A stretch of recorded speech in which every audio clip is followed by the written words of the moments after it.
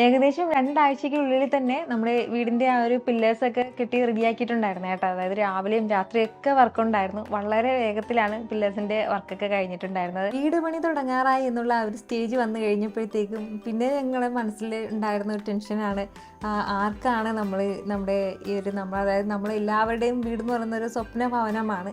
ആ ഒരു വീട് നമ്മൾ ആരെ ഏൽപ്പിക്കും നന്നായിട്ട് ചെയ്തു തരാം, നമ്മുടെ ആ സ്വപ്നം പോലെ ആ ഒരു വീട് ആര് ചെയ്തു തരും എന്നുള്ള ഒരു കൺഫ്യൂഷൻ നമുക്ക് നല്ല രീതിയിലുണ്ടായിരുന്നു. എല്ലാവരും പോലെ തന്നെ ഞാനും യൂട്യൂബിലും ഇൻസ്റ്റാഗ്രാമിലും ഒക്കെ ഇങ്ങനെ നോക്കി നടക്കുമായിരുന്നു. ഞങ്ങൾ രണ്ടുപേരും ഇൻസ്റ്റയിലും യൂട്യൂബിലും ഒക്കെ ഒരുപാട് റിസർച്ചൊക്കെ ചെയ്തിട്ടുണ്ടായിരുന്നു.